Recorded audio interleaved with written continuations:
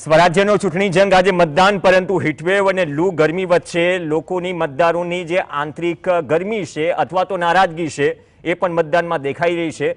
સ્પષ્ટ આંકડા ટેલીમાં જોઈ શકો છો। નગરપાલિકા મહાનગરપાલિકામાં કેમ નિરુત્સાહ દેખાડી રહ્યા છે, ખાસ તો અમદાવાદ સહિતના વિસ્તારોમાં।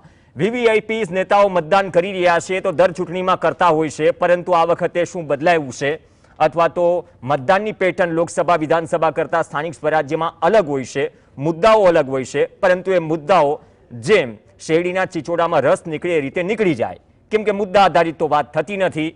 અને ભાષાનું સ્તર માપવામાં દરેક પક્ષો ઊંડાઈ માપી રહ્યા છે। જેટલું ઊંડું જાય એટલા જાઓ, પ્રજાને જે સમજવું એ સમજે।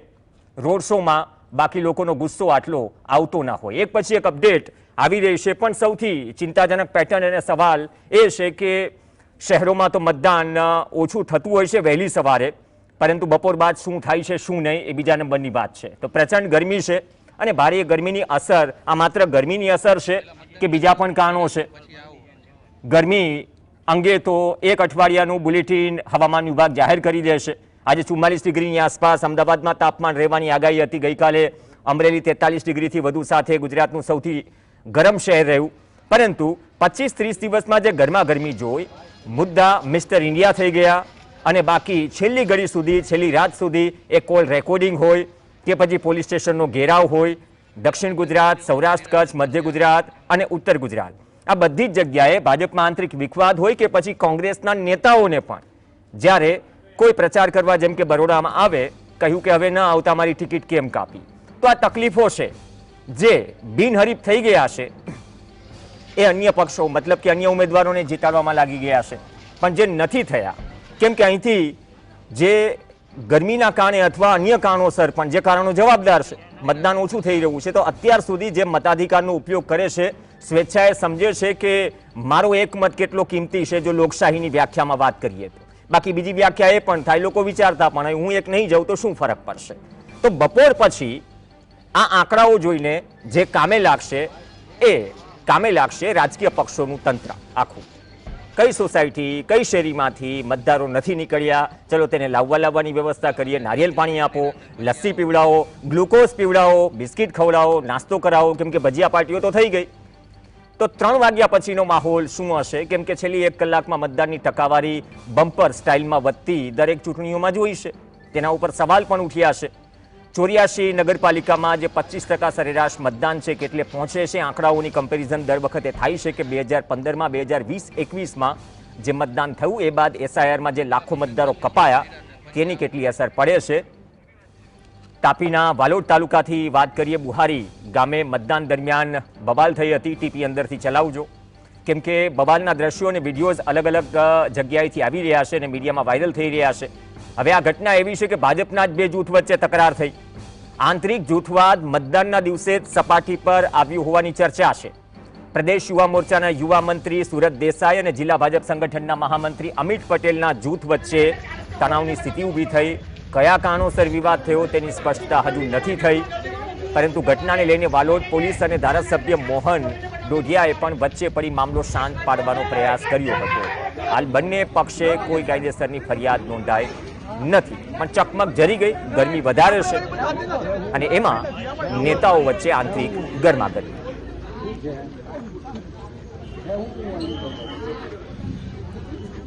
તો ઓવરઓલ મેરેથોન કવરેજ ચાલુ છે। 3 ખાસ મહેમાન આપણી સાથે સ્ટુડિયોમાંથી જોડાયેલા છે। ભરત પટેલ આપણી સાથે જોડાશે, વરિષ્ઠ પત્રકાર, વાસુદેવભાઈ પટેલ પણ આપણી સાથે જોડાશે, રાજકીય વિશ્લેષક, અને સાથે જ પ્રણવભાઈ સોની જોડાશે આપણી સાથે કોંગ્રેસમાંથી। તમામનું સ્વાગત છે। ભરતભાઈ, આપથી શરૂઆત કરીએ। આ માત્ર ગરમીની અસર છે કે પછી અલગ અલગ કારણોસર નારાજગીની અસર? કેમ કે શહેરોમાં જ્યારે ચર્ચા આવે વહેલી સવારે, મહાનગરોમાં ખાસ તો અમદાવાદમાં, કે સવારે મતદાન ઓછું હોય, બપોર પછી વધે, પણ આ વખતે તો ગરમી પણ છે અને જે વાલોડથી લઈને જે અમુક દ્રશ્યો સામે આવી રહ્યા છે, આ વખતે સ્થાનિક સ્વરાજની પેટર્ન, પ્રજાનું મૌન, આંતરિક અસંતોષ, એ બધા જ શું થોડા કારણો અસર કરે છે કે આ વખતે થોડું નોખું આપણને જોવા મળી રહ્યું છે? નહીં, ગરમી તો છે જ ભાઈ, કારણ કે આમ સામાન્ય રીતે એવું હોય કે સ્થાનિક સ્વરાજની જે ચૂંટણી હોય એ સ્થાનિક મુદ્દાઓને લઈને લડાતી હોય, સ્થાનિક પ્રશ્નોને લઈને લડાતી હોય, સ્થાનિક સુવિધાઓ કે આપવાની કે એવા વચનો, વાયદાઓ પણ આ વખતે સ્થાનિક મુદ્દા ચૂંટણીમાં ટોટલી ભૂલાયા છે. એટલે આ આખો મુદ્દો ચૂંટણીના મુદ્દાઓ ભૂલાયા છે. તે સાથે સાથે મતદારો પણ કેમ ઘરની બહાર નથી નીકળતા એનો પણ એક અભ્યાસ કરવાની ખૂબ જરૂર છે. કારણ કે સ્થાનિક સ્વરાજની ચૂંટણી હોય, સ્થાનિક મુદ્દા હોય, સ્થાનિક પ્રશ્નો હોય, આપણા ફળિયાનો કે આપણા વિસ્તારનો રાજકારણમાં ઊભો રહ્યો હોય, કોર્પોરેટર તરીકે હોય કે સરપંચ તરીકે ઊભો હોય, તો એને આપણે ચૂંટીને લાવવાનો છે. પણ કેમ મતદારો નિરાશ છે એ આખો એક રિસર્ચનો સવાલ છે. તમે જુઓ વીતેલી ચૂંટણીઓ જે થઈ ગઈ, વીતેલી ચૂંટણીઓ થઈ એમાં તમે છેલ્લા પાંચ ચૂંટણીના મુદ્દાઓને મતદાનની ટકાવારીનો અભ્યાસ કરો તો 45થી માંડીને 50%નું મતદાન થયું છે. પણ એ પછી ચૂંટણી પંચ હોય કે રાજકીય પક્ષો હોય એમણે આવો કોઈ સર્વે કર્યો કે કેમ મતદારો બહાર નથી નીકળતા? શા માટે? ગરમી તો છે જ, એ તો કારણ છે, ઉનાળુ વેકેશન છે, લગ્નો છે, તો બધા સર્વસામાન્ય આપણે ડિસ્કસ કરીએ એટલા માટે આ મુદ્દા છે. બાકી ખરેખર સર્વે કરવાની જરૂર છે કે આ મતદારો કેમ બહાર નથી નીકળતા. શું મતદારોને સ્થાનિક પ્રશ્નો પ્રત્યે નિરાશા છે? સ્થાનિક પ્રશ્નોનું એમને કંઈ મહત્ત્વ નથી આપી રહ્યા, અથવા એસીમાં બેસીને ચર્ચાઓ જ કરવી છે? આ બધા ઘણા બધા મુદ્દાઓ છે. અને બીજી તરફ રાજકીય પક્ષોએ પણ આ વખતે બધા મીડિયાએ ખૂબ સારું રિપોર્ટિંગ કર્યું અને ઘણા બધા મુદ્દાઓ જે કવર કર્યા, અસંતોષ ટિકિટમાં અને ઘણી જગ્યાએ કેશ વેચાઈ, રોકડાઓ વેચાયા, દારૂ પાર્ટી, બધા ઘણા બધા મુદ્દાઓ છે. ઉમેદવારો સંતાડવા પડ્યા કોંગ્રેસના, બધા ઘણા બધા મુદ્દાઓ, એટલે બધાના મનમાં એ ઘર કરી જતા હોય છે મતદારો. સ્થાનિક સ્વરાજમાં લઈ જવા પડ્યા. હા, એટલા બધા મુદ્દાઓ ઘણા બધા છે. એટલે સ્થાનિક મતદારો જે છે એના મનમાં તો આ બધું ઘર કરી જતું હોય છે કે છોડો નહીં યાર, આપણે આમાં કંઈ જવું નથી. એટલે આ એક રિસર્ચનો સવાલ છે. મારો સવાલ એ છે કે રિસર્ચનો સવાલ છે, છેલ્લા 10 વર્ષના ડેટા કાઢીને જોવું જોઈએ કે કેમ મતદારો ઘરની બહાર નીકળતા નથી, એમને શું જોઈએ છે. અથવા ઉનાળાની ગરમી છે તો ચૂંટણી તમે એવા સમયે આપો કે મતદારો બહાર નીકળીને મત આપી શકે. અથવા ઉનાળામાં જો તમે ચૂંટણી પંચ ચૂંટણી યોજે ઉનાળામાં કે ગરમીમાં ચૂંટણી યોજે તો રાત્રે 11 વાગ્યા સુધી મતદાન ચાલુ રાખવું જોઈએ, જેથી સરળતાથી લોકો મત આપી શકે. જી ઓકે વાસુદેવભાઈ, આમાં તો ક્યાં કોઈને સર્વે કરવાની કે જે ભરતભાઈ વાત કરી એ મુદ્દે ગંભીરતાથી વિશ્લેષણ કરવાની ફુરસત છે. કેમ કે જે મૂળ મુદ્દાઓ છે સ્થાનિક, આપણે સમજીએ છીએ કે એના તો હવાલા પાડી દેવાયા. કયા મુદ્દા છે? હેડલાઇન ચર્ચાયું 26 જિલ્લાને અસર કરે છે. જમીન માપણી 5-6 વર્ષથી DLRIની કચેરીમાં ધક્કા ખાય છે લોકો. આ ઘરનો પ્રશ્ન છે. અધિકારીઓની જમીન નથી સુધરતી, સંપાદનમાં જે જમીનો જાય છે એના આટલા પેટીના પ્રશ્નો છે. મોંઘું શિક્ષણ હરખાઈને તમે ડોનેશન ભરો છો, સરકારી શાળાને તાળા મારી રહ્યા છો. આરોગ્યની એ પ્રકારની પરિસ્થિતિ છે. પ્રાથમિકમાં વિકાસ થઈ રહ્યો છે, વિકાસમાં જે કટકીનું કમિશન છે, દરેક ઘટનાઓ, લોકો તો મરે જ છે, લોકો જીવ ગુમાવે છે, પરંતુ એની કિંમત 4 લાખની આસપાસ રહી જાય છે. આ સંવેદના હોય છે દરેક સરકારોની. તો એમાં ક્યાંથી ફુરસદ મળશે? ઇલેક્શન બાય ઇલેક્શન, એક પછી એક ઇલેક્શન આવતા રહે તો શું આટલું મોટું પ્રચાર તંત્ર છે, વિશ્વની સૌથી મોટી આપણે ડેમોક્રેસી કહીએ છીએ, એમાં જે ભરતભાઈએ વાત કરી એ મુદ્દાઓને ગંભીરતાથી તારણ કાઢીને વિચારવાની જરૂર છે, અથવા તો એ થશે ખરા? કોકે તો ઇનિશિયેટિવ લેવું પડશે ને.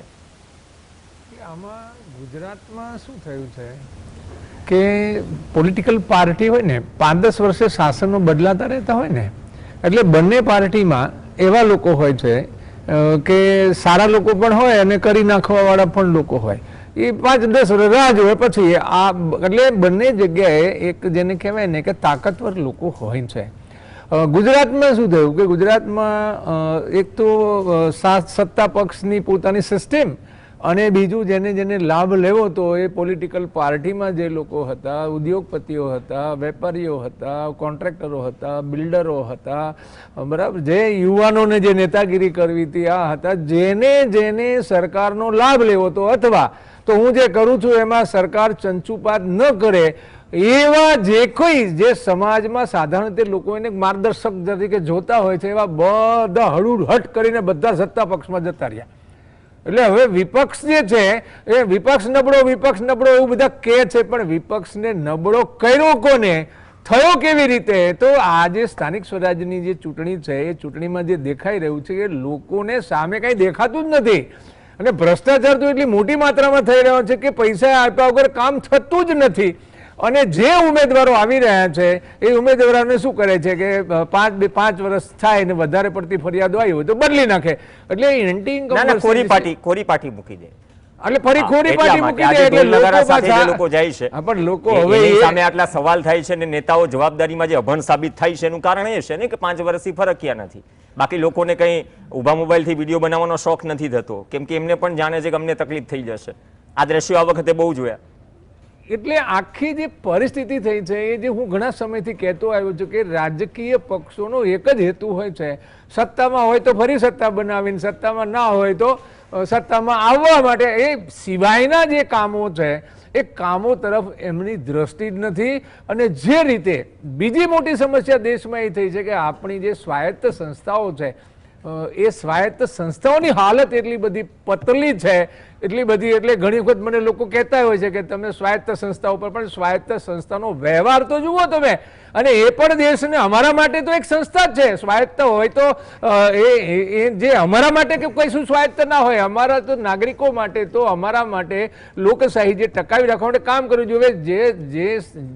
જે ચૂંટણી પંચ જે રીતે કામ કરે છે સાહેબ, એ તમે એના ઉદાહરણો જોવે ને તો તમે બિહારની ચૂંટણીમાં 10,000 રૂપિયા વેચ્યા 1 કરોડ મહિલાઓને ચાલુ ચૂંટણીએ, 14 લાખ લોકો સાહેબ SIR મોકા ઉપર આવીને કરવાને કારણે પશ્ચિમ બંગાળમાં મત આપવા વગર, ન્યાય વગર મત ન આપી શકાય એવી સ્થિતિ પેદા થઈ. એટલે આખી જે ચૂંટણી પંચની જે આખી જે એની નિમણૂકથી લઈને એને ઉપર કેસ ના થઈ શકે એનાથી, એટલે જે રીતે લોકશાહીને બાનમાં લેવામાં આવી આ છે. પ્રક્રિયા છે. જો આમાં સંઘર્ષની વાત આવે, આપણી સાથે પ્રણવભાઈ છે, જે વાત કરીને પ્રણવભાઈ, આમાં હું સવાલ છે ને મીડિયા તો બંને તરફ પૂછે.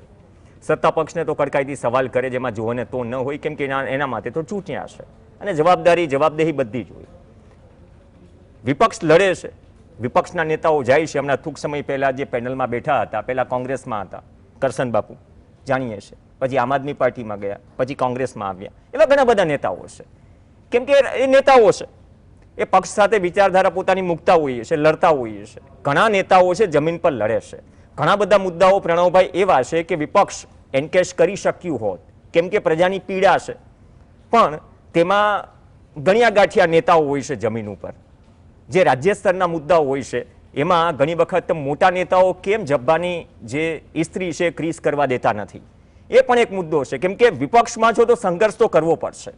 વિપક્ષનું કામ જ સંઘર્ષ કરવાનું છે, જનતા વચ્ચે ઊભું રહેવાનું છે. એમ નથી કે તો વિપક્ષ ઊભું જ નથી રહેવું કે ઊભું જ નથી રહેતું, પણ આ તકલીફ રહી છે ગુજરાતમાં. બાકી 3 દાયકાઓમાં હાર પછી અમે મનોમંથન કરીશું, 5 વર્ષ સુધી મનોમંથન જ થતું રહે. આ સીધો અને બહુ કડક સવાલ છે પ્રણવભાઈ.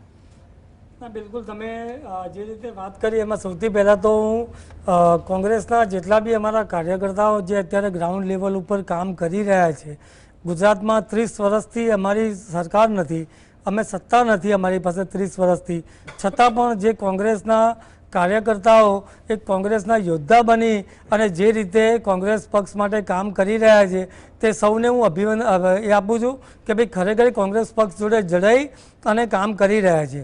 બીજી વાત તમે કરી તો અત્યારે તમે GSTVના માધ્યમથી ઘણી વખત છેલ્લા એક અઠવાડિયામાં 7 દિવસમાં 8 દિવસમાં આપણે ઘણા બધા એવા મુદ્દા જોયા છે કે ત્યાં આગળ સામ દંડ ભેદ અને બધી રીતે સત્તાનો દુરુપયોગ થઈ રહ્યો છે. સત્તાની જે મશીનરી છે એનો દુરુપયોગ થઈ રહ્યો છે. આજે ભૂતોના ભવિષ્ય એટલે ભૂતકાળમાં ક્યારેય આવું નહીં બન્યું હોય કે 700 ઉપરની બેઠકો જે ઉમેદવાર છે બિનહરીફ થયા હશે, અને આશા રાખું છું કે ભવિષ્યમાં આવી એનો સામનો ના કરવો પડે ગુજરાતની જનતાને. નહીં, હું એટલે જ કહું છું, રાજકોટમાં જો સ્થાનિક સ્વરાજની ચૂંટણીમાં તમામ જે ઉમેદવારોને રિસોર્ટમાં લઈ જવા પડતા હોય, હંતાડવા પડતા હોય, સંતાડીને જ્યારે ફોર્મ પરત ખેંચવાની ડેડલાઇન પૂરી થઈ જાય પછી આવે જે ચહેરા ઉપર હસી હોય છે એમ જાણે કે ચૂંટણી જીતી ગયા, એટલે ત્યાં જ રોલ પતી જાય છે. આ સવાલ એટલા માટે ગંભીર બને છે, 17માં વિપક્ષને એટલી બેઠકો આપી હતી કે મજબૂત વિપક્ષ બની શકે. તમારો જે સવાલ જવાબમાં હું એક જ વસ્તુ કહીશ કે ખરેખર જો અમારે રાજકોટની તમે વાત કરો તો રાજકોટના ઉમેદવારોને ત્યાં શિફ્ટ કર્યા, તમે જેમ રીતે કહો છો કે ભાઈ પેલા એમાં આપણે રિસોર્ટમાં શિફ્ટ કર્યા, રિસોર્ટમાં શિફ્ટ કર્યા પછી પણ આજની તારીખમાં ઉમેદવારો અડીખમ છે અને અડીખમ ઊભા રહ્યા છે. તમે ભૂતકાળમાં જશો તો ઘણી બધી એવી બનાવો બન્યા છે, ઘણી બધી એવી થયેલી છે કે જ્યાં ભાજપને પણ આ વસ્તુની પ્રક્રિયામાંથી નીકળવું પડ્યું છે ને આ રીતનું સત્તા મેળવવા માટે કરવું પડ્યું છે, જે પછીને તમે મહારાષ્ટ્રનું ઇલેક્શન જુઓ તો મહારાષ્ટ્રમાં જ્યારે સરકાર હતી ત્યારે કોંગ્રેસની સરકાર હતી ને આપણે મુખ્યમંત્રી ઉદ્ધવ ઠાકરે હતા ત્યારે શિવસેનાને તોડી અને બધાને સુરત લાવ્યા અને સુરતથી પછી ગોવા લઈ ગયા અને ગોવાથી પછી આખું સત્તાનું પરિવર્તન થયું. એટલે આ બધી વસ્તુ બનતી રહે છે, થતી રહે છે. પણ અત્યારે મારા માટે તો મહત્ત્વની વાત એ છે, મારા પક્ષ તરીકે જો હું રજૂઆત કરું તો મારા માટે મહત્ત્વની વાત એ છે કે રિસોર્ટમાં લઈ ગયા પછી પણ એ ઉમેદવાર આજે પણ રાજકોટની અંદર અડીખમ છે અને અડીખમ ઊભા રહી અને પોતાની ચૂંટણી લડી રહ્યા છે. ઓકે, અને કદાચ એ ઉદાહરણ પણ પૂરું પાડવું જોઈએ કે ડરવાની જરૂર નથી, રિસોર્ટમાં જવાની પણ શું જરૂર છે. કદાચ પાર્ટીને કદાચ એ લેવલે એ સ્તરે જે આક્ષેપ થઈ રહ્યા છે કે એ હદે દબાણ ભરતભાઈ કરાતું હોય છે કે છેલ્લે પેલું થઈ જાય. ઘણા રેકોર્ડિંગ્સમાં એમ પણ હતું ને કે જે તે સંસ્થામાં નોકરી કરતા હોય તો ત્યાં ફોન કરી દેવામાં આવે અને 80 લાખ સુધીનો તો રેટ છે. આઈ થિંક છેલ્લા ઓડિયો ક્લિપ મુજબ 10 લાખથી લઈને 80 લાખ નવું રેટ કાર્ડ આવ્યું. હા, આ તો નવું રેટ કાર્ડ ફરી રહ્યું છે. આચાર સંહિતાના ધજાગરા ઉડાડી રહ્યા છે. કાર્યવાહી શું? જે ન્યુટ્રલ લઈને આપણે જે ડેમોક્રેસીની વ્યાખ્યાની વાત કરીએ છીએ કે સ્મૂથલી પ્રજાનો વિશ્વાસ, તમે જે કીધું કે પ્રજામાં કેમ ઉત્સાહ નથી, આ બધું જ ખુલ્લી આંખે જે ખેલ થઈ રહ્યો છે એ જોઈને અસર એ ખરાબ સંદેશ રહી રહ્યો છે જનતામાં, મતદારોમાં. 100% આ મતદારોમાં 100% મેસેજ જાય જ છે. એને કારણે પણ કદાચ આ મતદાનની ટકાવારી ઓછી હોઈ શકે, કારણ કે બધાને ખબર છે કે આ રાજકારણમાં આવું બધું થતું જ હોય છે. પણ હજી તો ઉમેદવારોને ઊભા રાખ્યા નહીં, પછી તમે રિસોર્ટમાં લઈ જવા પડે. તમારા ઉમેદવાર પર તમને જ વિશ્વાસ નથી રહ્યો, એટલે ઉમેદવાર ક્યાંય ફૂટી જશે, ક્યાંય પૈસા લઈ લેશે, ક્યાંક વેચાઈ જશે, ક્યાં ભાજપને ટેકો આપી દેશે કે આમ આદમીને આપી દેશે. લાસ્ટ ટાઈમ તમને યાદ હોય તો મેન્ડેટ જેના હાથમાં હતા, મેન્ડેટ તો એ જ ગાયબ થઈ ગયું. હા, એ ગાયબ થઈ. ઘણા બધા મુદ્દાઓ છે. અને બીજું તો શું છે કે કોંગ્રેસ હોય કે આમ આદમી પાર્ટી હોય, એ લોકોને તો ઉમેદવાર નહોતા મળતા, ઉમેદવારોની શોર્ટેજ હતી. એટલે આ બધા મુદ્દાઓ છે ને જે મીડિયાએ સરસ રિપોર્ટિંગ કરી છે. હું તો મીડિયાને ધન્યવાદ આપીશ કે આ વખતે નિષ્પક્ષ રીતે ને એટલું સરસ રીતે બધાને મતદારોને જાગૃત કર્યા છે કે ભાઈ આવું બધું બની રહ્યું છે અત્યારે, અને એ રીતે આખું ચાલ્યું. પણ મતદારો ઉપર એની 100% માનસ ઉપર એની અસર 100% પડતી હોય છે. એ પછી કોંગ્રેસ હોય, ભાજપ હોય કે આમ આદમી હોય. અને ભાજપે પણ આખું જે બિનહરીફ ચૂંટણી કરવા માટેના જે બધા દાવપેચ, ચાણક્ય નીતિ કહો કે રાજકીય નીતિ કહો, બધું કર્યું. ત્રણેય પક્ષોને આપણી વાત કરીશું, કોઈ એક પક્ષની વાત નથી. પણ આ મતદારોના માનસ ઉપર આની ઘેરી અસર પડતી હોય છે, 100% પડતી હોય છે. અને એને કારણે પણ આ મતદાન ઓછું હોય એવું મને લાગી રહ્યું છે. જી વાસુદેવભાઈ, પણ આ મતદાનથી માંડીને હું મુદ્દાઓની જે વાત કરી રહ્યો હતો કે મુદ્દા તો ચીચોડામાં નીકળી ગયા. મુદ્દા કયા ચર્ચાયા મને એ કહો, ચર્ચાયા કયા? આજે કોંગ્રેસે વાત કરી હતી ગઈકાલે, કોંગ્રેસના 3 પ્રવક્તાઓએ પ્રેસ કોન્ફરન્સ કરી, કેમ કે જે પોલિંગ એજન્ટની વાળી વાત જે છે, રાજ્ય ચૂંટણી પંચ ઉપર જે ગંભીર આક્ષેપ કર્યા છે, અને આ તો ગંભીર સવાલ છે કે પહેલા તમારું ક્રિમિનલ બેકગ્રાઉન્ડ હોય અથવા કેસીસ હોય તો તમે પોલિંગ એજન્ટ ન બની શકો. હવે એ જોગવાઈ કાઢી નાખી. તેનો સીધો અર્થ એ થયો, હા ભાઈ તમે ગુનેગાર છો, તમે પોલિંગ એજન્ટ બની શકો છો. એ જે પ્રેસ કોન્ફરન્સ થઈ એમાં નાયબ મુખ્યમંત્રી હર્ષ સંઘવીથી લઈને એ ભાજપના શીર્ષસ્થ નેતા હોય, કોંગ્રેસના શીર્ષસ્થ નેતા હોય, જે ભાષાનો ઉપયોગ થયો છે ને જે ભાષામાં જવાબ અપાયો છે, મતલબ કે સ્તર સામે સામે મપાઈ રહ્યું છે. જે ભાષાનો શાલીનતા રાખવી જોઈએ ને એ મર્યાદા ચૂકી રહ્યા છે. આજે જૂના કદાચ લોકસભાની ડિબેટ્સ અથવા તો જાહેરમાં જે કટાક્ષ અથવા તો સ્વમાન મર્યાદા સાથે જે વાર કરવાની જે રીત હતી, એના જ પક્ષના નેતાઓનો અભ્યાસ આજના નેતાઓ નથી કરતા. શું આ બંને પક્ષ, ત્રણેય પક્ષને લાગુ પડે છે? નહીં, તમારી વાત જે છે એ ખાટલે જે ખોટ છે ને, આ બધું થવાનું કારણ શું છે કે કોઈ પણ માણસ હોય ને એ જીવ ઉપર આવે ને એટલે પછી એ જેને કહેવાય ને પોતાનું બેલેન્સ ગુમાવી દે છે. ખાટલે ખોટ છે ને એ ચૂંટણી પંચના વ્યવહારની છે. ચૂંટણી પંચ ગુનેગારોને દેશ છોંપી દેવા માંગતો હોય, ચૂંટણી પંચની આ ફરજ છે, બંધારણીય ફરજ છે કે ગુનેગાર અથવા તો જેનો ગુનાહિત ઇતિહાસ છે એવા સંસદમાં ના આવવા જોઈએ. સાહેબ 251 લોકો સંસદમાં બેઠા છે, એવી રીતે વિધાનસભાઓમાં છે.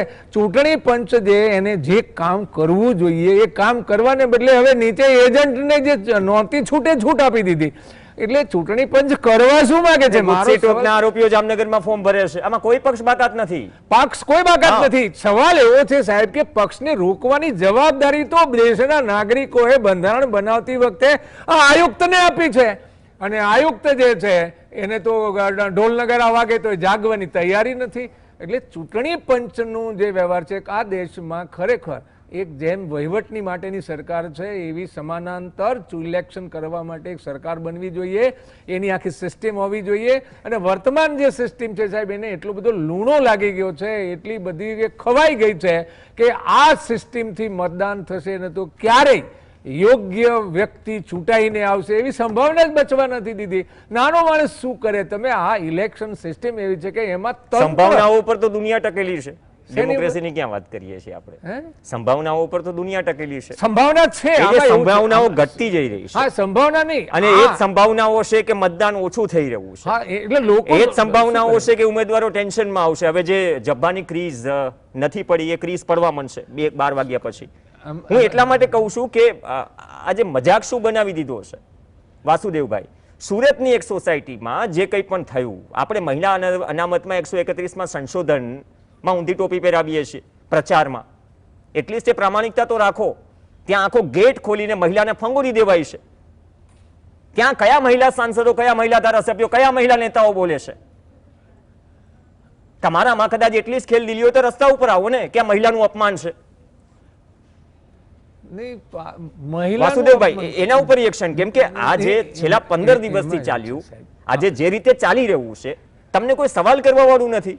નહીં, તમે પશ્ચિમ બંગાળમાં મહિલા ઉપર જે સમસ્યા, જે આખી જે ઘટના ઘટી, આખા દેશમાં મહિલાઓએ કાર્યક્રમ, બીજેપીની મહિલાઓ, એના ધારાસભ્યો, સંસદ સભ્યો, કાર્યકર્તાઓ કાર્યક્રમો કર્યા. અને ગુજરાતમાં જ્યારે એવી ને એવી ઘટના ઘટે છે ત્યારે જો નિવેદન પણ ના આપતા હોય, એટલે આમનું લેવલ જે છે ને આનું પેરેલલ છે. જો સાહેબ ભરતભાઈ જે વાત કરીએ, અત્યારના મેઇનસ્ટ્રીમ મીડિયાની વાત કરી રહ્યા છીએ, જેની દરેકની ફરજો છે, એ ફરજમાં હું ના ઉતરે તો ઓબ્વિયસ જનતા અરીસો દેખાડી દે.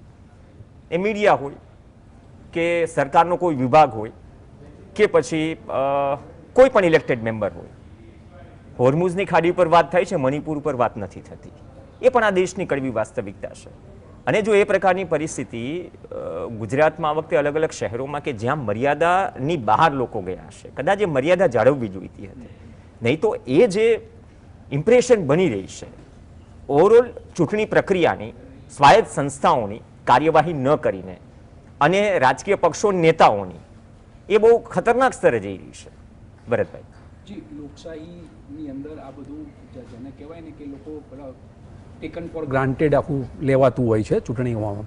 પણ ચૂંટણી પંચે સ્વતંત્ર રીતે કામગીરી કરવી જ જોઈએ. ચૂંટણી પંચ ઉપર કોઈ સવાલ ઊભો ન થવો જોઈએ. એ એક સ્વાયત્ત અલગ સંસ્થા છે. એણે તમામ પક્ષોને સાંભળવા જોઈએ, તમામ પક્ષોના સૂચનો લેવા જોઈએ અને ક્યાંય પણ એનું કોઈ પાર્ટી સાથે નામ ન હોવું જોઈએ. એ ચૂંટણી પંચ છે. તો જ આ ભારત દેશની અંદર ચૂંટણી નિષ્પક્ષ રીતે અને સ્વતંત્ર રીતે થઈ શકે. હા, ફોરેનમાં તો ભારતની ચૂંટણીના ખૂબ વખાણ થાય છે, લોકશાહી પદ્ધતિથી થાય છે, પણ અંદર જ્યારે ઊંડા ઉતરીએ ત્યારે આ બધી વાતો આપણને બહાર જાણવા મળતી હોય છે. પણ તેમ છતાં આ બધી વાત જે છે એ ચૂંટણી નિષ્પક્ષ રીતે અને નિરંતર રીતે થવી જ જોઈએ. સ્વાયત્ત સંસ્થા તરીકે ચૂંટણી પંચ ઉપર કોઈ સવાલ બી ના ઊભો થવો જોઈએ. શા માટે આવા સવાલો થઈ રહ્યા છે? એટલે મારી દ્રષ્ટિએ રાજકીય પક્ષ, સત્તાધારી પક્ષ હોય કે વિપક્ષ હોય, બંનેનું લેવલ સરખું રાખીને બંને તરફી નિર્ણયો લેવા જોઈએ. સંવિધાનને નજરમાં રાખીને નિર્ણયો લેવા જોઈએ. એટલે ચૂંટણી પંચ ઉપર મારી દ્રષ્ટિએ કોઈ સવાલ ઊભો ન જ થવો જોઈએ. સ્પષ્ટપણે માનું છું. યસ, એવી સ્થિતિ ન આવી જોઈએ કે સ્વાયત્ત સંસ્થા ઉપર સવાલ ઊભો થાય. પણ એવી સ્થિતિ આવી ગઈ છે. હા, જ્યાં કદાચ એના વજૂદને દરેક વખતે હોય ને, દરેક સંસ્થા હોય, વિભાગ હોય, દરેક વ્યક્તિ હોય કે દરેક જવાબદાર હોય, એનું વજૂદ છે એ જતાવવું પડશે. ભરતભાઈ, હા, 100% ચૂંટણી પંચે પણ વિચારવું જોઈએ કે મારે કઈ દિશામાં જવાનું છે, કઈ રીતે વિચારવાનું છે. ચૂંટણી એ આપણી સ્વતંત્ર પ્રક્રિયા છે અને એના વખાણ તો વર્લ્ડમાં થઈ રહ્યા છે. તો શા માટે હવે આ ચૂંટણીના અને ઉનાળામાં આપણને ચૂંટણી આપી છે સાહેબ? આપણે આટલી ગરમીમાં તો ચૂંટણી પંચને ખબર નથી કે અહીંયા 42-43 ડિગ્રી ગરમી હોય ગુજરાતમાં, તો પછી મતદાન ઓછું જ થાય ને. એટલે કહેવાનો અર્થ કે તમે ચૂંટણીના દિવસ પસંદ કરો ત્યારે એવો સમય પસંદ કરો કે તમામ મતદારો મતદાનમાં ભાગ લઈ શકે, પોતાનો અધિકારનો ઉપયોગ કરી શકે. એટલે આ એક મારું સૂચન છે. પણ જો ઉનાળામાં જ તમે ચૂંટણી આપો તો રાત્રે 11 વાગ્યા સુધી મતદાનની છૂટ આપો, એ કરવાની જરૂર છે. તો મતદાનની ટકાવારી 100% વધશે અને લોકશાહી દેશમાં આ થઈ શકે એમ છે. આની એક પ્રપોઝલ ઘરના પ્રસંગમાં જો કદાચ માવતર એમ વિચારતા હોય જી કે ભાઈ આપણે રાત્રે લગ્નના ફેરા રાખવા છે, હા, રાતના- એ ગરમીનું કારણ હોય છે. તો આખા ગુજરાતની વાત છે, આખા ગુજરાતનો પ્રસંગ છે. સાહેબ, ક્રિકેટ ડે નાઇટ મેચ રમાય છે, હા, હવે તો ડે નાઇટ સાડા મેચ સાત નથી વાગે. રમાતી. હા, તો એ પ્રમાણે આ એક વિચારાધીન છે. મારું સજેશન છે કે ચૂંટણી પંચને કે તમે ઉનાળામાં ચૂંટણી આપો તો ડે નાઇટ મેચ જેમ રમાતી હોય છે એમ રાત્રે 11 વાગ્યા સુધી મતદાનની તમે છૂટ આપો તો બહુ સરસ ચૂંટણી થશે, મતદાન બી સરસ થશે અને નિષ્પક્ષ અને સ્વતંત્ર રીતે ચૂંટણી થશે. ઠંડા પોરે મતદાન કરવા જતા હોય તો યસ કેવા યસ. લાગે? અને લોકો રાત્રે 11 વાગ્યા સુધી જાગતા હોય છે પાછા. હા, આપણે શહેરમાં તો રાત્રે 12 વાગ્યા સુધી ખાણીપીણી બજાર ધમધમતું હોય છે. હા, 12 વાગ્યા સુધી તો ગાંઠિયા જી ચાલતા હોય છે. પ્રણવભાઈ, વિપક્ષ માટે નવું શું શીખવા જેવું? એમ કે 5 વર્ષે શીખી જ રહ્યા છો આ ચૂંટણીથી. સૌથી પહેલાં તો આપણા સિનિયર વરિષ્ઠ રાજકીય વિશ્લેષણ છે વાસુદેવભાઈ, એમની વાત જોડે અને ભરતભાઈની વાત જોડે હું 100% સહમત થઉં છું. અત્યારે હું મારી રજૂઆત, મારી વેદના કહું છું. જે ઇલેક્શન કમિશન ઓફ ઇન્ડિયા અને આપણે ચૂંટણી આયોગ અને ચૂંટણી પંચની વાત કરી રહ્યા છે, આ મારી પાસે એક અત્યારે છે, મારો સન છે કાવ્ય પ્રણવ સોની, એનું ઇલેક્શન કાર્ડ ઇસ્યુ થયું છે 20/5/2000, સોરી, એનું ઇલેક્શન કાર્ડ ઇસ્યુ થયું છે 19/7/2025. 2025 પછી એસઆઈઆરની પ્રક્રિયા થઈ, એ તમે બી જાણો છો. એસઆઈની પ્રક્રિયા હજી ગુજરાતમાં 2 મહિના 3 મહિના પહેલાં જ થઈ છે. અત્યારે હું પોતે વોટિંગ કરવા ગયો હતો, મારા સનને જોડે લઈને ગયો હતો, હું વોટિંગ કરીને આવ્યો અને મારા સનનું નામ નથી. તો આ ઇલેક્શન કાર્ડ મારી પાસે છે, મારો સન બી અત્યારે એકડી મારી જોડે છે. હવે એનો મત આપવાનો જે અધિકાર છે એ અધિકાર હવે ને ક્યારે મળશે? પ્રક્રિયા આપી હતી ને, એક સમયને પ્રક્રિયા આપી હતી, તમને મતદાર યાદી આપી દેવામાં આવી હતી. દરેક નાગરિકની એ પણ ફરજ છે કે જો મતદાર યાદીમાં ન હોય તો બાકી તમે ગમે એના દરવાજા ખખડાવી શકો છો. અત્યારે આગળ સ્કેનર મૂકેલું હતું ને, સ્કેનર ઉપર એને ઓનલાઈન સ્કેનર ઉપર એ કર્યું, પણ એ અત્યારે સ્કેનર છે ને એમની એ કામ કરતું નથી. અને અત્યારે વોટિંગ આપ્યા વગર એનો પોતાનો જે વોટનો અધિકાર છે, મતાધિકાર, એ છેલ્લા 3 મહિનાથી એવો ઉત્સાહિત હતો કે ભાઈ ડેડી મારે ફર્સ્ટ ટાઈમ આ વખતે વોટ આપવાનું થશે. તો આવા અસંખ્ય કેટલા બધા એવા મતદારો હશે કે જે લોકોનો સમય થઈ ગયો અને વોટ આપવા માટેનો એમનો અધિકાર છે એ અધિકાર નથી મળી રહ્યો. જે રીતે બિનહરીફ થયા છે, બિનહરીફમાં આપણે એક ઓપ્શન આપેલું છે ઈવીએમની અંદર કે ભાઈ અપક્ષ હોય, કોંગ્રેસ હોય, બીજેપી હોય, આમ આદમી પાર્ટી હોય અને નોટા હોય. તો તમે બિનહરીફ તમે કેવી રીતે ડિક્લેર કરી શકો છો કે બિનહરીફ તરીકે એ વિજય થયા છે? ને એ ચર્ચા એક નવી છેડાઈ છે, પણ મુદ્દો એ છે ને, સુરતમાં તો લોકસભાની આખી વિસ્તાર, મારા એક મિત્ર છે લલિતભાઈ, એને મેં કહ્યું મજાકમાં, તમારો તો મતાધિકાર જ છીનવાઈ ગયો. લોકસભાના ઉમેદવાર પણ જો બિનહરીફ થતા હોય, અહીંયા હારજીત તો થયા કરે, પણ આ હારજીત વચ્ચે તમે જે વાત કરી રહ્યા છો, માત્ર તમારા પુત્રની નહીં પણ એ કોન્સ્ટિટ્યુએન્સીમાં, લોકસભામાં જે પણ મતદારો છે એને મત આપવાનો અધિકાર, કોઈને જીતાડે, કોઈને હરાવે, કોઈને ન ફાવે તો નોટામાં આપે, પણ એટલીસ્ટ એ હક તો છીનવાયો ને વાસુદેવભાઈ. આ તો સ્થાનિક સ્વરાજની ચૂંટણીની વાત થઈ, લોકસભામાં ખેલ થઈ ગયો. એટલે ડેમો હતો કે આવું પણ થઈ શકે, ચિંતા ન કરો. નહીં, એમણે પ્રયોગ કર્યો હતો કે કેટલું લોકો રિએક્શન આપે છે. આખી લોકસભામાં રિએક્શન ના આવ્યું એટલે આ વખતે એસઆઈઆર. એમાં તો વિપક્ષે પાછા 26 જ ચૂંટવાના હતા ને, ઉમેદવાર તો 26 જ પસંદ કરવાના હતા ને. હા, આપણે સમજી શકીએ તાલુકા પંચાયત, જિલ્લા પંચાયતમાં તમે બધી જ જગ્યાએ ન પહોંચી શકો, વિપક્ષ પાસે એટલી મશીનરી. એમાં તો એમની પાસે આમાં શું છે કે મેં કીધું ને કે જે પ્રમાણે એમને ભરતી પ્રક્રિયા જે કરી છે ને, એ ભરતી પ્રક્રિયામાં એમને માણસોને એમને સંસાધનોની ખોટ જ નથી સાહેબ. જે પાર્ટી પાસે ઓફિલી 10,000 કરોડથી વધારાનું જો એની પાસે ભંડોળ હોય, ઉદ્યોગપતિઓ એને નાણાં આવી રીતે આપતા હોય અને એ સિવાય પણ જે રીતે ભ્રષ્ટાચાર થઈ રહ્યો છે, એટલે સંસાધનોના આધારે જે બળ જે થઈ રહ્યું છે ને, જીસકી લાઠી ઉસકી ભેંસ. હા, ચોખ્ખી વાત અને છે. બીજું એવું છે સાહેબ, બીજી અને ભૂતકાળમાં રહેવું છે સાહેબ, એવું નથી હોતું. નહીં, આમાં શું છે, પણ અમુક મૂલ્યો નેવે નહોતા મુકાયા. અને ભૂતકાળમાં થતું હતું. આમાં શું, આ વ્યવસ્થાનો દોષ છે. પહેલા વ્યવસ્થાની જે ગેરલાભ ઉઠાવનારની જે પર્સન્ટેજ છે નાની હતી, પણ હવે બધાને ખબર પડતી જાય છે, તંત્રમાં બેઠેલા લોકોને. અમે સરકારી નોકરીમાં દાખલ થયા ને ત્યારે એવી ખબર જ નહોતી પડતી કે આપણે ગમે તે કરશું તો કાંઈ નથી થવાનું. જેને ખબર પડતી હતી એની સંખ્યા વધતી જાય છે. આજે તમે જો આજે જે આપણે જે વિઝ્યુઅલ્સ જોયા છે, જે વિડીયો જોયા છે, પાછા ખેંચવાની આખી પ્રક્રિયામાં કોને કોને ભાગ ભજવો છે, સરકારી કેટલા બધા માણસો ઇન્વોલ્વ છે. પણ એ બધાને ખબર પડી ગઈ કે આપણને કાંઈ થવાનું નથી. અદાણીને ખબર છે કે મને કાંઈ થવાનું નથી.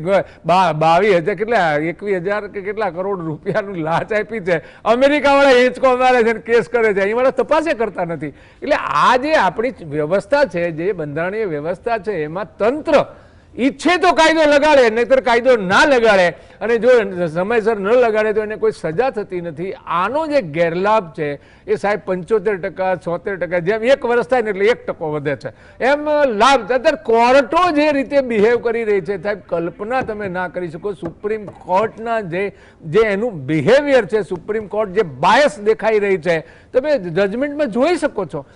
દેખાઈ રહ્યું છે આ કે તમે હિયરિંગ વખતે એમ કહો છો કે આ કેસ 5 મિનિટ પણ નહીં ચાલે, એને તમે જામીન નથી આપતા, અને કેસ જેવો નીચલી કોર્ટમાં આવે છે તરત કે આ પ્રકારનો કેસ બનતો નથી ને મુખ્યમંત્રી 6 મહિના જેલમાં રહી આવે છે.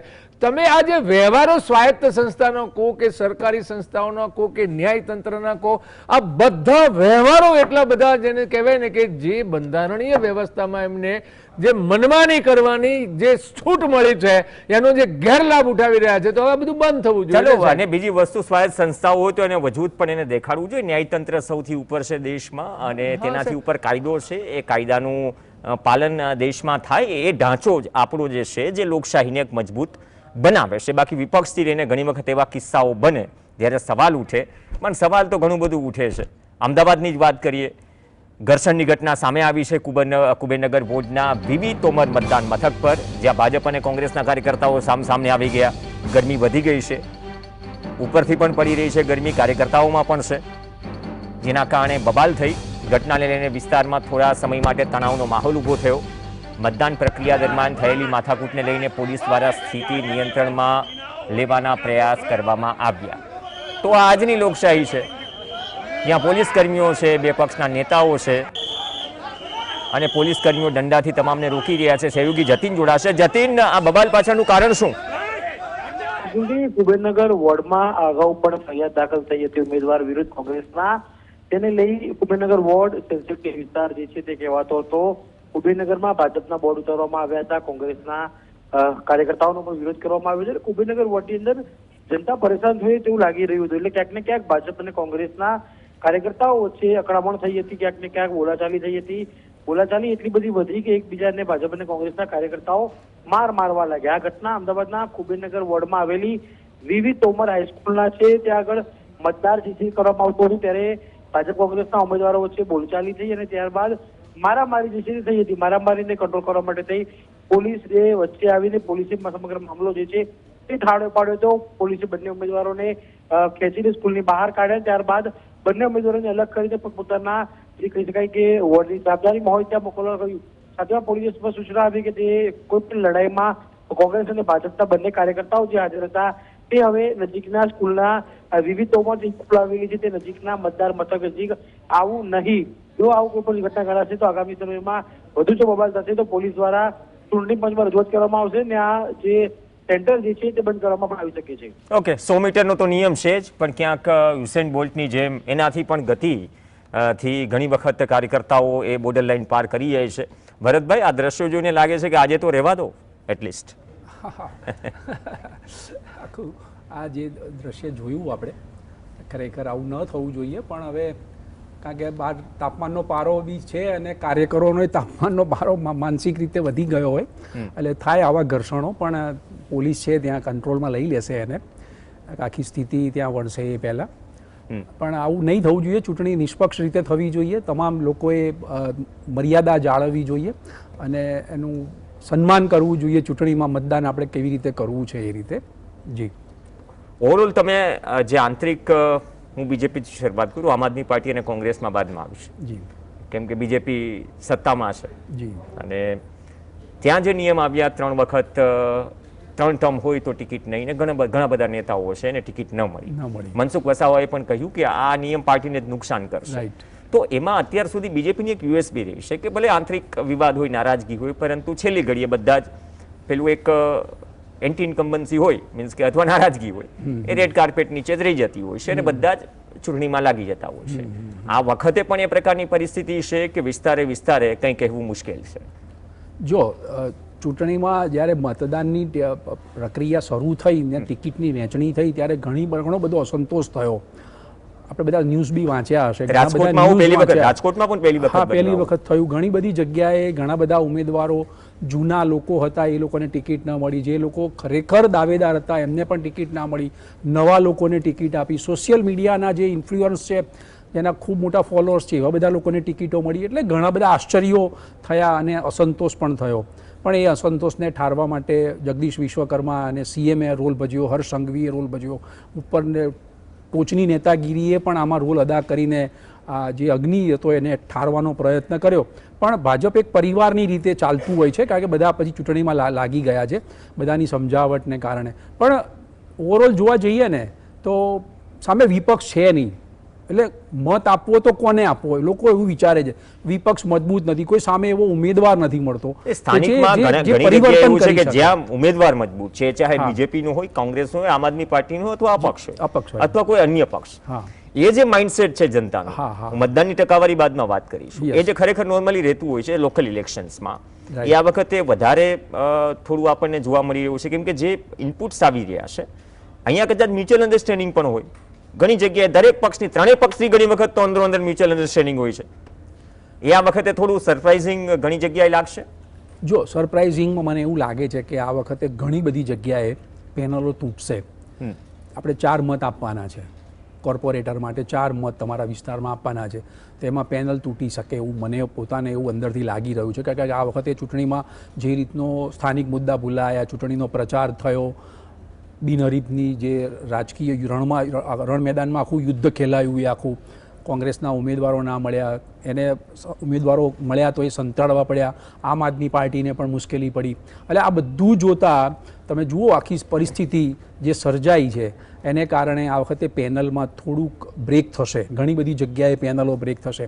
પણ મારું કહેવું છે સત્તા પક્ષથી સામે કયા ઉમેદવારને મારે મત આપવો, એ શું કરશે? કોંગ્રેસ પાસે કોઈ એવો લીડર નથી. એટલે એવું જનમાનસ બનાવી દેવાયું છે. અને કાં તો રાજુ કરપડા જેમ કે લડતા હોય તો અચાનકથી બપોરે 12 વાગે જોડાય, બીજા દિવસે 12 વાગે તો ટિકિટ આવી જાય. આમાંથી 2 મેસેજ જાય છે. એક જનતા માટે એ મેસેજ જઈ રહ્યો છે કે ભાઈ આ તો હવે થોડા મજબૂત થશે એટલે સીધો સત્તાનો રસ્તો પકડશે. ભાજપ દ્વારા વિપક્ષને તોડવામાં આવી રહ્યો છે એવું પણ એક અર્થ નીકળી શકે, અથવા પોતાની જ પાર્ટીમાં અસંતોષ હોય એવું પણ બની શકે. તમે જુઓ તામિલનાડુ અને બંગાળમાં ઇલેક્શન ચાલી રહ્યા છે, પણ કોંગ્રેસના જ એક ટોચના નેતા ખડગે એમણે જે સ્ટેટમેન્ટ કર્યું ગુજરાતીઓ પણ જે મોદી આતંકવાદી છે, હવે આવા બધા સ્ટેટમેન્ટ કરવાની ક્યાં જરૂર છે? તમારે ચૂંટણીનો માહોલ છે, સત્તાધારી પક્ષનો નેતા છે, શા માટે તમે આવા નિવેદનો કરો છો? એટલે તમારે આ એક મર્યાદા જાળવવાની જરૂર છે બોલવામાંથી બધી રીતે. એટલે પછી શું માનસ આખું રિવર્સ ઊભું થાય કે આના કરતા તો ભાજપ જ સારું છે. એટલે આવું એક માનસ ઊભું થઈ એક સમય મણિશંકર અય્યર પિક્ચરમાં પ્રગટ થઈ જતા હતા. યસ, એ પ્રકારની સ્થિતિ હજી વિપક્ષમાં છે. હા, એટલે આવું બધું ઘણું બધું આ બધા ઘણા બધા નિવેદનને કઈ રીતે લેવાય છે, કઈ રીતે લેવાય છે પ્રજામાં. અને ભાજપ એને આખું પ્રચારનો મુદ્દો બનાવીને લોકો સમક્ષ એના લાગણીથી લોકો સમક્ષ રજૂ કરે, લોકો લાગણીમાં ખેંચાઈ જાય છે. બીજું હિન્દુત્વનો મુદ્દો છે, વિકાસનો મુદ્દો છે, ઘણા બધા મુદ્દાઓ છે કે લોકો ભાજપ તરફ આકર્ષાઈ રહ્યા છે. પણ પરિસ્થિતિ જુદી હોય છે. ઘણી બધી જગ્યાએ અંધભક્તો પણ હોય છે. એટલે હું તો કોઈ પક્ષ સાથે જોડાયેલો કે એવું કંઈ નથી, હું બધી રીતે મૂલવીશ આને. પણ આ આખી સ્થિતિ સામે વિરોધ પક્ષ મજબૂત નથી, એને કારણે પણ સત્તાધારી પક્ષને ફાયદો થઈ રહ્યો છે, ચોખ્ખો ફાયદો દેખાઈ રહ્યો છે મને. ઓકે, તો મજબૂતી માટે કરશો શું પ્રણવભાઈ? મૂળ સવાલ એ છે. આ ડરાવે છે, ધમકાવે છે, લઈ જાય છે, અમારી પાસે મશીનરી ઓછી છે. એમને વાતચીત કરી એની તમારા પ્રશ્નનો જવાબ આપ્યો કે ખડગે સાહેબે તામિલનાડુની ચૂંટણીમાં જે જાહેર સભામાં વાત કરી હતી કે ભાઈ એવું નથી કહ્યું એમને કે ગુજરાતની પ્રજા અભણ છે. એમને એવું કહ્યું હતું કે નરેન્દ્ર મોદી વડાપ્રધાન તરીકે જેમ ગુજરાતની પ્રજાને મૂર્ખ બનાવે છે, તામિલનાડુની પ્રજા એ રીતે મૂર્ખ બને એવી નથી. અને ભરતભાઈ હમણાં વાતચીત કરી, પણ અત્યારે સ્થાનિક સ્વરાજની આપણી ચૂંટણીની વાત થઈ રહી છે ત્યારે મિતેશભાઈ જે આણંદના આપણે સંસદ સભ્ય છે એમને જે 3-4 દિવસ પહેલાં સ્ટેટમેન્ટ આપ્યું હતું એને કદાચ કહેવાનું વાત કરવાનું ભૂલી ગયા હશે. આપણે રાજ્ય કક્ષાના મંત્રી છે મનીષાબેન વકીલ, એમને કહ્યું હતું કે તમારે કંઈ પણ કામ કરાવવું પડશે તો તમારે આવવું પડશે તો ગાંધીનગર જ. એટલે આ બધા સ્ટેટમેન્ટો છે ને એ ક્યાંક ને ક્યાંક અત્યારે જે મુદ્દા ઉપર આપણે ચર્ચા કરવા માટે બેઠા છે એની જગ્યાએ ખડગેજીનું જે સ્ટેટમેન્ટ તામિલનાડુમાં જાહેર સભામાં એમને આપેલું હતું એ વાતની આપણે ચર્ચા કરી રહ્યા છીએ. પણ જે ગુજરાતની આપણે ચર્ચા પર વાત કરવા બેઠા છે, જે આજે આપણો ગુજરાતમાં ચૂંટણીનો પર્વ ઉજવાઈ રહ્યો છે અને એમાં કયા કયા નિવેદનો કયા કયા પક્ષ તરફથી, હું એવું નથી કહેતો કે ભાજપની જ વાત કરો, તમે કોંગ્રેસની બી વાત કરો, જનતા સુધી એ પણ તમે સંદેશો પહોંચાડો કે કોંગ્રેસના આટલા નેતાઓએ આ નિવેદન આપ્યા હતા અને બીજેપીના ભારતીય જનતા પાર્ટીના આટલા નેતાઓએ આ નિવેદન આપેલા હતા.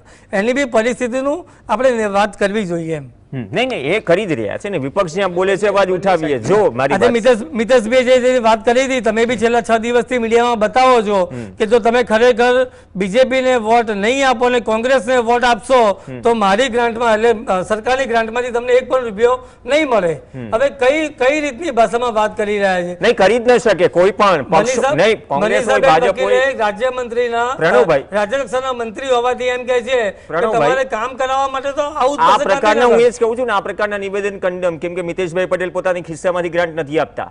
આ નેતાઓને કદાચ સાચી વાત છે. જે કદાચ ઓવર કોન્ફિડન્સ હોય એ પણ મિતેશ પટેલ પણ સમજે છે. પણ નાયબ મુખ્યમંત્રીની હાજરીમાં નિવેદન આપ્યું હતું ત્યારે મેં જ સવાલ કર્યો હતો કે મંચ પર જે બેઠા હશે, જો ક્યારેક મર્યાદા ચૂકાય અને તમે રોકો નહીં તો શું તમારી પણ હામી છે? આ સવાલ ગંભીર છે વાસુદેવભાઈ. આ તો ગ્રાન્ટની વાત આવી. એમપી લેડ ગ્રાન્ટ્સમાંથી 26 સાંસદોમાંથી કોણ કેટલી ગ્રાન્ટ વાપરે છે પૂરી, 5 વર્ષે સરસ રિપોર્ટ મળે છે, 3 વર્ષે સરસ રિપોર્ટ મળે છે, અને ગ્રાન્ટની વાત આવી. મૂળ વાત તો એ જ આવી ને, નહીં મૂળ વાત તો એ જ આવી કે હવે ખુલ્લેઆમ થઈ રહ્યું છે. એક મને સવાલ યાદ આવે છે, આ કદાચ આ સવાલને પૂરો કરતા પહેલા હમણાં જ રિસન્ટલી 4-5 દિવસ પહેલા એક પત્રકારે સવાલ અખિલેશ યાદવને પૂછ્યો કે યાર અયોધ્યામાં રામ મંદિર આટલા 1000 કરોડના ખર્ચે બનાવ્યું છતાંય ભાજપ હારી ગઈ.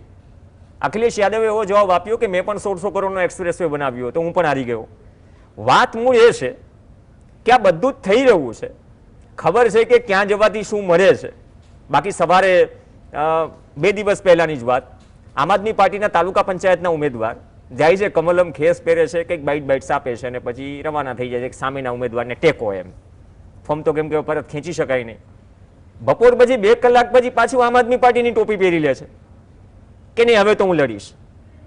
એટલે જે આ પવન કરતા વહેલા જે ફરી જાય ભમરડાની જેમ આજના જે નેતાઓ છે અથવા આવા ઉદાહરણ આવે છે, એની જ અસર આપણે આ જોઈ રહ્યા છીએ મતદાનથી લઈને બધી જ જગ્યાએ. આમાં 2-3 વાતો જે તમે કરી એમાં તમે જુઓ, જેટલા લોકોએ કોંગ્રેસ છોડી ધારાસભ્યોએ અને બીજેપીમાં ગયા એ બધાએ શું કીધું કે મારા વિસ્તારના કામો નહોતા થતા.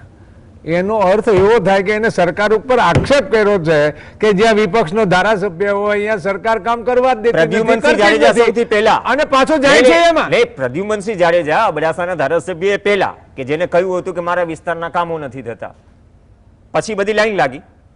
કોંગ્રેસ જાણે છે કેટલા ગયા.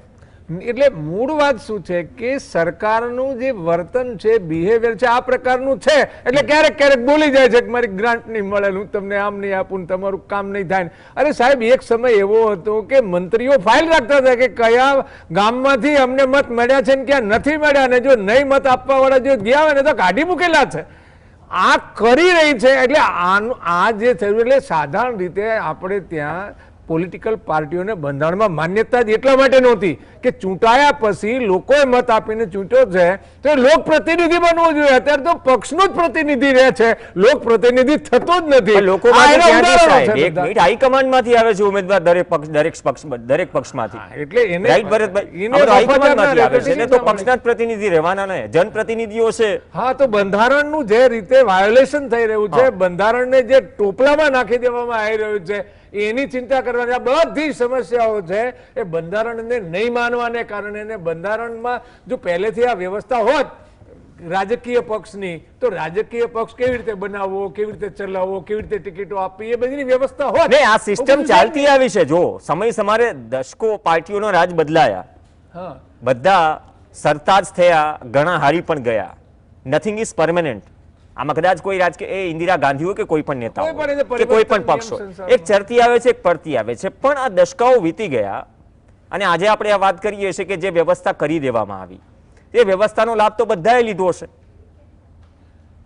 અંતમાં કેન્દ્રમાં તો જનતા વાત નથી ને. તમારી સાચી, હા. બધાય લાભ લીધો છે, પણ એની સમજણ છે ને હા. એ દિવસે દિવસે વધતી જાય છે. કેવી રીતે વધારે ગેરલાભ ઉઠાવી શકાય, એટલે એનું પર્સન્ટેજ જે ઊંચું થઈ ગયું છે ને એની આ વધારે તકલીફ છે.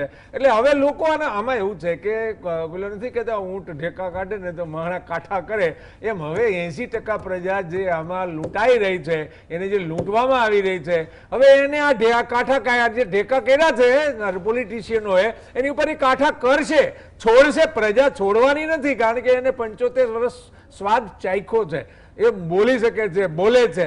આજે એ જે અમુક વાતો જે છે એને હજુ બેન આવ્યું નથી. એટલે આ આખી જે પ્રક્રિયા છે સાહેબ, એ પ્રક્રિયામાં સમજવાની એ જરૂર છે કે સરકારી તંત્રને જે મનમાની કરવાનો જે અધિકાર બંધારણે આપ્યો છે એનો જે દુરુપયોગ વધી રહ્યો છે, અને આ બધી જગ્યાએ વધ્યો છે. સ્વાયત્ત સંસ્થાઓમાં, ન્યાયતંત્રમાં બધાને ખબર પડવા માંડી ગઈ કે ખોટું કર્યું તો આપણને કંઈ થવાનું નથી. કરો. હા, કાનૂન જે છે એને સાહેબ, કાનૂન તમે જે તંત્રને કાનૂન લગાડવાનો છે એ જેના ઓળખીતા પારખીતા સાંઠગાંઠ વાળાને કાનૂન જ ન લગાડે. તમે હેલ્મેટ પહેર્યા વગર સ્કૂટર ચલાવતા હોય, પોલીસ વાળો કે ભાઈ હું તો ધારાસભ્ય, લે ફોન કરાવું, ઓલો છોડી મૂકે. એને કાયદો જે ના લગાડે તેને કઈ થવાનું નથી. દેશમાં આ તો થયા જ કરે છે. એટલે આ જે કાયદોની વ્યવસ્થા એવી હોવી જોઈએ કે એમાં કાયદો બધાને સમાન રીતે લાગુ થાય, ને જેને લાગુ કરવાનો છે ના કરે તો એને સજા થાય, તો કાયદો લાગુ થાય ને. અને એવા કિસ્સાઓ કેટલા ભરતભાઈ, જે સામાન્ય એક જનતાથી જે ઇનિશિયેટિવ શરૂ થાય છે, ઘણી વખત ચેરિટી બિગિન્સ ફ્રોમ હોમ, મારાથી એ શરૂઆત થવી જોઈએ કે હું કોઈ નિયમ ન તોડું, હું પ્રામાણિકતા જાળવું, તો હું અપેક્ષા રાખું એમ. પણ અહીંયા તો પરિસ્થિતિ તદ્દન વિપરીત થઈ ગઈ છે, અને લોકો એટલા આમાં મોંઘવારી તો મુદ્દો રહ્યો જ નથી. બિલકુલ નહીં. કેમ કે એ જે આપણે જે પોલિસી વિદેશ નીતિથી માંડીને કદાચ આ ચૂંટણી નથી કે એની ચર્ચા કરીએ, પણ આ બધી વસ્તુની અસર લોકોમાં પડી રહી છે. 100% તાજું ઉદાહરણ સાહેબ, ખાતરના ભાવ વધી ગયા છે, એક નેતા વધવાના છે અથવા તો એ મુદ્દે વાત કરીને બતાવે ચૂંટણીમાં, અને નેતાઓ બોલવામાં ખાતર પાડી રહ્યા છે, તો અસર તો કરે છે ને. મને તમને દરેક વર્ગને અસર કરે. દરેક વર્ગને અસર કરે. મોંઘવારી તો કોના ઘરમાં ના નડે? બધાના ઘરમાં નડે. શાકભાજીના ભાવ વધે, અનાજ કઠોળના ભાવ વધે, એલપીજીના ભાવ વધે, પીએનજીના ભાવ વધે, બધાની પેટ્રોલ ડીઝલના ભાવ વધે, તો બધી અસર થવાની જ છે. એટલે પગાર વધે નહીં, આ બધું વધે. એટલે રેવન્યુ પગાર એટલા કિસ્સામાં આવક નથી વધતી, એની સામે ખર્ચા બધા ઘણા બધા વધતા હોય છે. પણ મિડલ ક્લાસની નીચેનો જે વર્ગ છે, લોઅર મિડલ ક્લાસ, એને બહુ જ સહન કરવાનું આવતું હોય છે. અને બીજો ગરીબ પરિવાર જે છે એને બી સાંજે કઈ રીતે શું જમવાનું બનાવવું એ પણ મુશ્કેલી છે. એટલે બધા ઘણા બધા મુદ્દાઓ અસર કરતા હોય છે. પણ હું તમને કહું કે આપણે જે નગર કહીએ, નળ, ગટર અને રસ્તા, નગરપાલિકાના ચૂંટણીમાં આ 3 મુદ્દા મહત્વના અત્યાર સુધી ચર્ચાતા હતા. પણ આ વખતની ચૂંટણીમાં આ મુદ્દો તો દેખાયો જ નથી. પણ નગરપાલિકા હોય કે મહાનગરપાલિકા હોય, એમાં આ 3 સુવિધા બધાને મળતી થઈ ગઈ છે. નળ અને જે ગામડાઓમાં જે મુશ્કેલી હશે, પણ મોટી નગરપાલિકાઓમાં નળ, ગટર અને રસ્તા તો મળે છે. ક્યાંક રસ્તા ખરાબ હશે, આપણે સ્વીકારી લઈએ. કેનાલ ગટર પણ બને છે. હા, એ સિવાયની હું તમને વાત કરું કે આપણા વિસ્તારની અંદર આ કોર્પોરેટરોએ વિચારવાનો પ્રશ્ન છે કે ભાઈ આપણે શું કરવું જોઈએ. તો આપણા વિસ્તારની અંદર એક સારું આરોગ્ય કેન્દ્ર છે, એ હોવું જોઈએ. સારું આરોગ્ય કેન્દ્ર કે જ્યાં ડૉક્ટર ના આવે ને એવું નહીં, ખરેખર સેવાના ભાવથી આરોગ્ય કેન્દ્ર સરસ રીતે ચાલવું જોઈએ. બીજું છે સરકારી સ્કૂલો સારી છે કે નહીં. આ આપણા વિસ્તારની કોર્પોરેટરોએ અને ધારાસભ્યોએ ચિંતા કરવાની વાત કરી. જે નવા વોર્ડ કે ઓડા સહિત કે શહેરોમાં, રાજકોટ હોય, રૂડા સહિત જે નવા વિસ્તારો ડેવલપ થયા, એ બસ એ અચાનકથી તમે 50-60 હજાર કે 1 લાખની આસપાસ પહોંચી ગઈ. ત્યાં સરકારી શાળા કેટલી? તો 1, 2. એ વધી નથી, એ ચિંતા કરવાની જરૂર એ વધી નથી. ઉપરથી તમને કદાચ એનાથી 50 ગણી તમને પ્રાઇવેટ સ્કૂલ અથવા પ્રી સ્કૂલ જોવા મળી જશે. અમદાવાદની આ હાલત છે, ચોખ્ખી હાલત છે. તો આના વિશે કોઈને સવાલ કરવો નથી. યસ. એટલે આટલું આ કોર્પોરેટરો જે ચૂંટાઈને આવે, નવા કોર્પોરેટરો, આપણે એમને કહીશું કે તમારા વિસ્તારમાં આરોગ્ય કેન્દ્ર સરસ રીતે ચાલે છે કે નહીં, તમે એની વિઝિટ લો છો કે નહીં, દર અઠવાડિયે 15 દિવસે વિઝિટ લો, દર મહિને એક સરપ્રાઇઝ વિઝિટ લો, તો તમને ખબર પડશે કે ત્યાં દર્દીઓની કેવી હાલત હોય છે. એટલે સારું આરોગ્ય કેન્દ્ર હું કહીશ. સરકારી સ્કૂલ સારી હોવી જોઈએ, ત્યાં પણ સરપ્રાઇઝ વિઝિટ હોવી જોઈએ. જ્યારે સરકારી પેલી યોજના હોય, દર વર્ષે પેલું પ્રવેશોત્સવ થાય એવું નહીં. તમે જાઓ ત્યાં આગળ, રેન્ડમલી જાઓ અને તપાસ કરો કે શું છે, ખરેખર ભણાવવામાં આવે છે કે નહીં. અને સ્પોર્ટ્સના મેદાનો હોવા જોઈએ તમારા વિસ્તારમાં. સારી લાઇબ્રેરી હોવી જોઈએ કે જ્યાં સિનિયર સિટીઝનથી માંડીને યુવા વર્ગ પણ ત્યાં છાપા વાંચવા આવે, સારા પુસ્તકો વાંચવા આવે. એટલે આટલી 4 સુવિધાઓ મારી દ્રષ્ટિએ દરેક વિસ્તારમાં હશે તો ખરેખર વિકાસ થયો કહેવાશે. જી પ્રવીણભાઈ. મળતી નથી કે જોઈતી નથી પ્રણવભાઈ આ બધી સુવિધાઓ? પછી એમ કે અમદાવાદ છે, હવે શહેરોમાં ક્યાં મેદાન બચ્યા છે? બગીચાઓના ઘણી વખત હિસાબ નથી એવો વિપક્ષ સવાલ. ઘણી શાળાઓમાં મેદાન નથી હોતા ને, ઘણી સ્કૂલોમાં મેદાન નથી હોતા. પણ આવી શાળાઓમાં નથી તો શહેરોમાં. હા, જે લાઇબ્રેરી હતી એ હું જ્યારે નાનો હતો ત્યારે શહેરમાં રહેતો હતો અને શહેરની અંદર આસ્ટોડિયા, રાયપુર, જમાલપુર, ખાડિયા જેવા વિસ્તારની અંદર લાઇબ્રેરી હતી. ત્યાં આગળ નાના બાળકોના બી વાંચવાના પુસ્તકો આવતા હતા. ફૂલછડી ને પેલું ફૂલછાપ ને બધા અલગ અલગ પુસ્તકો આવતા હતા. આજે લાઇબ્રેરી ક્યાં છે? આજે જનતા શું માગે છે? નળ માગે છે, ગટર માગે છે, રસ્તા માગે છે. આજે આપણે એપ્રિલ મહિનાના એન્ડમાં વાત કરીશું અને આ જ GSTVના માધ્યમથી જુલાઈ મહિનામાં આપણે 1 ફૂટ વરસાદ, 1 ઇંચ 2 ઇંચ વરસાદમાં 2-3 ફૂટ પાણી ભરાયેલા હશે એની ચર્ચા કરવા માટે આપણે ફરી બેસીશું. આજે મહાનગરપાલિકામાં પ્રી મોન્સૂન કામગીરીમાં કરોડો રૂપિયાનો ખર્ચ થાય છે, પણ છતાં પણ દર વખતે 1 વર્ષ, 2 વર્ષ, 3 વર્ષ કરીને આટલા વર્ષો પછી પણ એ જ પ્રક્રિયાની એ જ પરિસ્થિતિ રહે છે. તો પછી જનતાએ બી વિચારવાનો હવે સમય આવ્યો છે. હવે હું એ જ કહું છું ને, મુદ્દાઓ મારી વાત સાંભળો. એ મુદ્દાઓ વિપક્ષ એ મુદ્દાઓ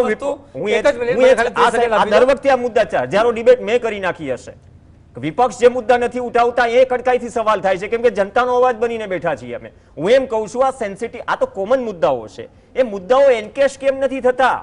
મૂળ મુદ્દો એ છે ને, તમે ખાલી ગટરની વ્યવસ્થા ન કરી શકો. આજે જે પાઇપલાઇનો નખાઈ છે નવા વિસ્તારમાં નર્મદાની, રોડ જે રીતે બુરે છે, ન કરે નારાયણ જો વરસાદ કે એક માવઠું પડી ગયું રોડ બેસી જશે, એ પ્રકારની પરિસ્થિતિ હોય છે. તો ત્યારે જગાડો, કારણ કે વ્યસ્ત તો બહુ હોય છે રાજકીય પક્ષો. એન્કેશ કેમ નથી થતા મુદ્દા? તેનું કારણ તમે મનોમંથન કર્યું છે વિપક્ષ તરીકે? બિલકુલ એ જ વાતનો જવાબ આપી રહ્યો હતો તમને કે આ બધા મુદ્દા અમે ઉઠાવીએ છીએ, પણ અત્યાર સુધી શું છે કે જ્યારે બી ઇલેક્શન આવે ને, ચાહે સ્થાનિક સ્વરાજનું હોય, વિધાનસભાનું હોય કે લોકસભાનું હોય, ત્યારે સત્તાધારી પક્ષ એમ કેમ પ્રમાણે પોતાની સત્તાનો દુરુપયોગ કરી અને છેલ્લે કંઈ ના મળે તો ધર્મની રાજનીતિ કરીને વસ્તુ કરે છે. પણ અત્યારે મહત્વનો મુદ્દો એ છે કે અત્યારે ખરેખર જનતા જાગૃત થઈ છે.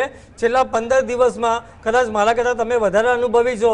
તમે એક કલાકના ન્યૂઝ આપો છો. અમદાવાદ જુઓ, બરોડા જુઓ, રાજકોટ જુઓ, જામનગર જુઓ, જુનાગઢ જુઓ, ભરૂચ જુઓ, નાનામાં નાના જિલ્લા ગામોમાં બી અંદર સત્તાનો જે અત્યારે સત્તા પક્ષમાં જે એનો બહિષ્કાર થઈ રહ્યો છે, લોકોનો જે એમની પર વિશ્વાસ મૂકેલો હતો, ખોબલે વત આપીને એ મત જે આપ્યા છે એનો વિશ્વાસ તૂટી રહ્યો છે.